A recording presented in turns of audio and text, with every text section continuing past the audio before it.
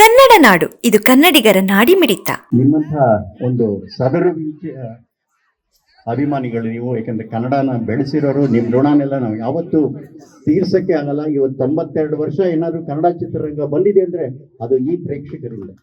ಯಾಕಂದರೆ ನಾವು ಕೊಟ್ಟಿರೋ ಪಿಕ್ಚರ್ ಚೆನ್ನಾಗಿದೆಯೋ ಚೆನ್ನಾಗಿಲ್ವೋ 2.5 ಗಂಟೆ ನೀವು ಕಷ್ಟಪಟ್ಟು ದುಡಿದು ಎಲ್ಲೋ ಕೂಲಿ ಮಾಡೋ, ಎಲ್ಲೋ ಹೋಟೆಲ್ ಕೆಲಸ ಮಾಡೋ, ಎಲ್ಲೋ ರೈಲ್ವೆ ಸ್ಟೇಷನ್ ಕೆಲಸ ಮಾಡೋ ಬಂದು ಆ ದುಡ್ಡನ್ನ ಕೊಟ್ಟು 2.5 ಗಂಟೆ ನಾವು ತೋರಿಸಿದ್ದನ್ನ ನೋಡಿ ಚೆನ್ನಾಗಿದೆ ಚೆನ್ನಾಗಿಲ್ಲ ಅಂತ ವಿಮರ್ಶೆ ಮಾಡಿ ನಮ್ಮನ್ನ ಬೆಳೆಸಿದವರು ನೀವು. ಯಾಕೆಂದ್ರೆ ಪ್ರೇಕ್ಷಕರಿಲ್ಲ ಅಂದ್ರೆ ಸಿನಿಮಾ ಇಲ್ಲ.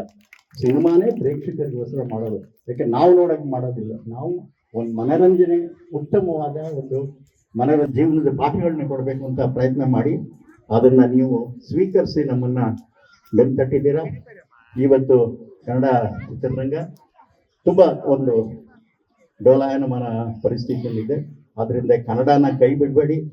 ಕನ್ನಡ ಚಿತ್ರರಂಗನ ಬೆಳೆಸಿದ ಮಹಾನೀಯರು ತುಂಬಾ ಜನ ಇದ್ದಾರೆ. ಪಂತಲು ಅವರು ಇದ್ದಾರೆ, ನಾಗೇಂದ್ರ ರಾಯರ್ ಇದ್ದಾರೆ, ಹುಣಸೂರು ಕೃಷ್ಣಮೂರ್ತಿ ಅವರು ಇದ್ದಾರೆ. ನಂತರದಲ್ಲಿ ಅವರು ಸಿನಿಮಾಗಳನ್ನ ಕನ್ನಡದಲ್ಲಿ ನಿರ್ಮಾಣ ಹಾಕಿ 1951 ಅಂದ್ರೆ ಈಗ ನಾವು ಯಾವ ವರ್ಷದಲ್ಲಿ ಇದ್ದೇವೆ.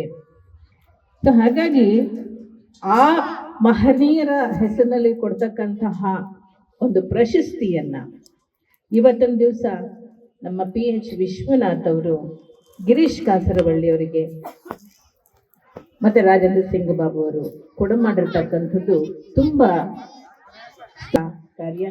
ಇದಕ್ಕೆ ರಂಗಭೂಮಿಗೆ ಅವರೆಲ್ಲರೂ ಕೂಡ ತಿಲಕಪ್ರಾಯವಾದಂಥವ್ರು. ಆ ತಾಯಿಯ ಹೆಸರಲ್ಲಿರ್ತಕ್ಕಂಥ ಪ್ರಶಸ್ತಿಯನ್ನ ನನಗೆ ಕೊಡಮಾಡಿರ್ತಕ್ಕಂಥದ್ದು ನಾನು ಧನ್ಯ ಅಂತ ಅನ್ಕೊಳ್ತೀನಿ. ಇದೆಂತಹ ಒಂದು ಆಶೀರ್ವಾದ, ಬಹುದೊಡ್ಡ ಭಗವಂತನ ಆಶೀರ್ವಾದ ಅಂತ ನಾನಾದ್ರೂ ಭಾವಿಸ್ತೇನೆ. ಹಾಗೆ ನಾನು ಕೆಲಸ ಮಾಡಿರ್ತಕ್ಕಂಥ 3 ಜನ ನಿರ್ದೇಶಕರು ಅವ್ರ ಕೈ ಕೆಳಗಡೆ ಕೆಲಸ ಮಾಡಿರ್ತಕ್ಕಂಥದ್ದು, ಅವರುಗಳೆಲ್ಲರೂ ನನಗೆ ಒಂದು ಹಾರೈಸುವಂಥ ಕ್ಷಣವನ್ನ ನಿಮ್ಮೆಲ್ಲರ ಸಾಕ್ಷಿಗೆ ಇವತ್ತು ಕಾರಣವಾದಂತಹ ಈ ವೇದಿಕೆ ಎಂತಹ ಭಾಗ್ಯವಂತರು ಅನ್ನುವಂತ ಅನ್ಸುತ್ತೆ. ಯಾಕೆಂದ್ರೆ ರಾಜೇಂದ್ರ ಸಿಂಗ್ ಬಾಬು ಅವರ ನಿರ್ದೇಶನದಲ್ಲಿ ಇರ್ತಕ್ಕಂಥ ಚಿತ್ರಗಳು ನೀವೆಲ್ಲರೂ ಗೊತ್ತಾ ಇದೆ. ಈಗ ಹೇಳಿದ್ರು ಯದೇಸ್ವಾಮಿ ಅವರು. ಆದ್ರೆ ನಾನು ಮಾಡಿದ ಚಿತ್ರಗಳನ್ನ ನಿಮಗೆ ನೆನಪು ಮಾಡಬೇಕು, ಎಲ್ಲರಿಗೂ ಗೊತ್ತು. ಕೋತಿಗಳು ಸರ್, ಕೋತಿಗಳು ಅಲ್ವಾ? ಕುರಿಗಳು ಸರ್, ಕುರಿಗಳು ಅವರೇ ನಿರ್ದೇಶನ ಮಾಡಿದ್ದು. ಗಂಭೀರವಾದ ಸಿನಿಮಾಗಳನ್ನ, ಕೌಟುಂಬಿಕ ಸಿನಿಮಾಗಳನ್ನ, ಪ್ರೇಮ ಕಥೆಗಳನ್ನ, ಕೌಟುಂಬಿಕ ಕಥೆಗಳ ಜೊತೆಯಲ್ಲಿ ಹಾಸ್ಯ ಚಿತ್ರಗಳನ್ನ, ನನ್ನಂಥವ್ರನ್ನೆಲ್ಲ ಇಟ್ಕೊಂಡು ಹಾಸ್ಯ ಚಿತ್ರಗಳನ್ನೂ ಮಾಡಿದಂತಹ ವರ್ಸಟೈಲ್, ವಿಭಿನ್ನವಾದ ವೈವಿಧ್ಯಮಯವಾದ ರೀತಿಯಲ್ಲಿ ಕಥೆಗಳನ್ನ ಜನರಿಗೆ ಉಣಬಡಿಸಿದಂಥವರು ರಾಜೇಂದ್ರ ಸಿಂಗ್ ಬಾಬು. ತುಂಬಾ ಹೆಮ್ಮೆ ಅನ್ಸುತ್ತೆ ನಮ್ಮ ನಾಡಿನಲ್ಲಿ ಇಂಥ ದೊಡ್ಡ ದೊಡ್ಡ ನಿರ್ದೇಶಕರು ಇರೋದು ನಾಡಿನ ಸುಕೃತ. ಹಾಗೆ ಗಿರೀಶ್ ಜಿಯವರಂತೂ ಅವ್ರ ಬಗ್ಗೆ ನಾನು ಹೇಳೋ ಹಾಗೆ ಇಲ್ಲ. ಅವ್ರು ಮುಟ್ಟಿದ್ದೆಲ್ಲ ಚಿನ್ನ.